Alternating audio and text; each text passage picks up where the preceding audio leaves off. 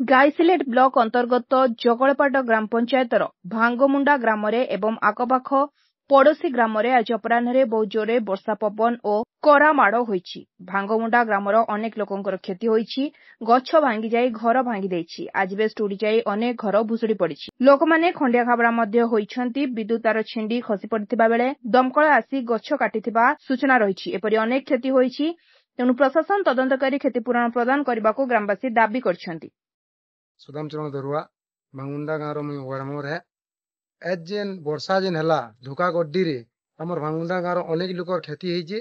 जेनला कि जीवन भी जीवार उपरे थिला और केते लोग खंडिया डंडिया भी होइछ।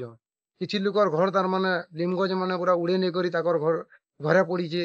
कार मुड़ फाटी जे कार गोर खंडिया होईछे। तो ये जिनसर लगे बहुत क्षति होईछे हमर गाँव रो। लेकिन तार भी 3-4टा छिड़ी होईछे। तापर खमा माने भी 4-5टा ढुली होईछे। बोले ये जिनसर लगे सरकार तरफ जार क्षति होईछे तारटा के तदन करके किछिटा क्षतिपूरण दिया जाओ। आज 4 बजे जिन प्रकार झड़ तूफान हला जिन प्रकार वर्षा हला जिन प्रकार करा मार हला हमर भांगमुंडा गाँव रो अनेक लोकर माने क्षति होईछे। जिनटा कि हमर गाँव रो बहुत गज माने भांगी करी घर मान को जेकरी घर मान को पड़ी करी घर बहुत घर मान को नुकसान होईछे। तार संगे धान माने भिजी जैसे आउ घर माने भांगी जैसे आर बेटर माने जेकरी अलगा घर मान को पड़ी करी अनेक लोग क्षत भी होईछन।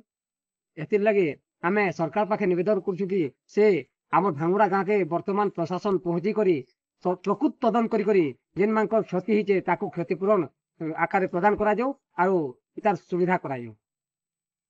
हमर जिनिसटा गाँव मोर भांगमुंडा सब मोर घर द्वार सब माने आड़बेस्टर उड़े नै सब बर्बाद करी मोर गोड़ हाथ ठान खणिया करे जे मोर घर द्वार सब भांगी आर किछि नै ना मोर घर भी किछि नै ना लिमगज भी भांगी जे गाँव अनेक लोक तो क्षति कार रही।